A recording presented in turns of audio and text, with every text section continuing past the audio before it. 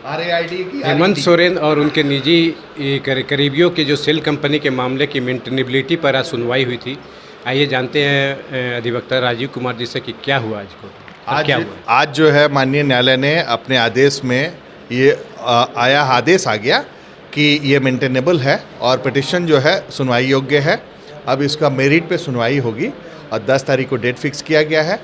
और हमको लगता है कि माननीय न्यायालय जो है ये पूरे प्रकरण पे अब जब सुनवाई करेगी तो हम लोगों का जो सप्लीमेंट्री एफिडेविट्स है, जो डॉक्यूमेंट्स डाले हैं, वो सबको अप्रिशिएट करेगी, ऐसा हमको लगता है।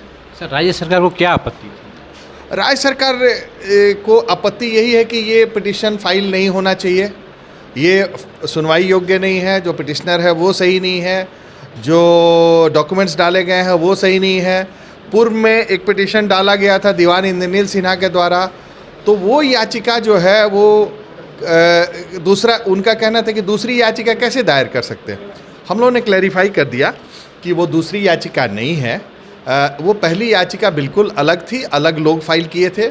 ये डॉक्यूमेंट्स भी नहीं थे जब माननीय उच्चतम न्यायालय ने उसको खारिज किया था और माननीय उच्च न्यायालय ने खारिज किया था। ये बिल्कुल सेपरेट है। यहाँ पर माननीय न्यायालय जो है व्यक्ति चूँकि अलग है, डॉक्यूमेंट्स अलग है, तो इसकी सुनवाई कर सकते हैं। सर, इसकी अगली सुनवाई कब होगी? 10 तारीख को रखा गया है और इसकी सुनवाई होगी। तो अगली जो सुनवाई होगी उसमें क्या हेमंत सोरेन के खनन मामले और जो सेल कंपनियां हैं, ये दोनों मामले की सुनवाई होगी कि सिर्फ सेल कंपनियों के मामले में? नहीं, शेल कंपनी भी होगी, खनन का भी होगा और मनरेगा वाला भी होगा। उसमें पूजा सिंघल वाला जो मामला है जिसमें रेड वेड चल रहा है, वो उसमें उसकी भी सुनवाई होनी। सेल कंपनी मुख्यतः क्या है? देखिए, शेल कंपनी है कि वैसी कंपनियां जो आइडल पड़ी हुई हैं, शांति से कहीं पड़ी हुई है किसी पेपर में, ROC के वेबसाइट में, और उसमें केवल पैसा डाला जाता है, निकाला जाता है, ना प्रोडक्शन करती हैं, न ही उसके एम्प्लॉय होते हैं। लेकिन क्या है कि वो आपके ब्लैक मनी को वहाँ रख के आराम से चलाते हैं, ऐसी कंपनियां हैं। और ऐसी कंपनियां सैकड़ों में हैं। और चूँकि गवर्नमेंट ऑफ इंडिया ने शुरू से ही शेल कंपनियों के बारे में, अभी जो गवर्नमेंट आई है उन्होंने उनको एलिमिनेट करना शुरू किया था, तो ये कंपनियां भी CBI ने भी वेरीफाई किया था हमारे पूर्व के पिटिशनर के एप्लीकेशंस पे कि ये कंपनियां जो है शेल कंपनी है, इनका ना प्रोडक्शन है, न ही कहीं परमानेंट ऑफिस है, ये सारी कंपनियां शेल कंपनियां। आगे की क्या रणनीति रहेगी? रणनीति यही है कि जो हम लोगों का मेरिट पे सुनवाई है, हम लोग शुरू से चाहते थे कि इसकी सुनवाई हो।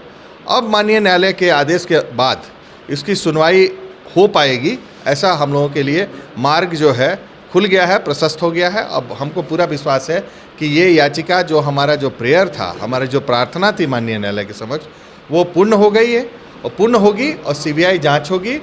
झारखंड में जो व्याप्त भ्रष्टाचार है, जो जिसका कोई लिमिट नहीं है, वो सारे पे कंट्रोल एक हद तक होगा, ऐसा हमको पूरा विश्वास है। सर, ED के जो अधिवक्ता थे, वरीय अधिवक्ता जो तुषार मेहता सर, उनका कहना था कि जो खनन का मामला एक राष्ट्रीय मुद्दा है, तो इस पे आप क्या कहते हैं? देखिए, भ्रष्टाचार अपने आप में राष्ट्रीय मुद्दा है। तुषार साहब ने बहुत अच्छा किया, मेहता साहब ने, कि चूँकि खनन एक ऐसा चीज़ है, ये नेचुरल रिसोर्सेस है। इसके बारे में 2G के भी केस में, कोल स्कैम के भी केस में माननीय न्यायालय ने कहा कि ये रिसोर्सेज जो है हमारे इंटरजेनरेशनल है, ये इस जनरेशन से उस जनरेशन के लिए है।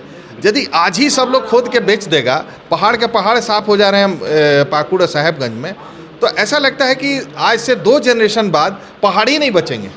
और इस तरह की सरकार जो अभी है और जो भ्रष्टाचारी लोग हैं, ये तो हमको लगता है कि अपने बाल बच्चों के लिए तो महल बना लेंगे, लेकिन आम लोगों के महल को उजाड़ देंगे, ऐसा हमको पूरा लगता है। बिल्कुल सर, आज ये जो झारखंड हाई कोर्ट का जो फैसला आया है, ये वाकई में एक राज्य के लोगों के लिए ये लोकहित में है। चूँकि ये जनहित याचिका पे आया है, तो ये इससे बड़ा परम हित के लिए कोई जजमेंट नहीं हो सकता, ऐसा हमको पूरा विश्वास है।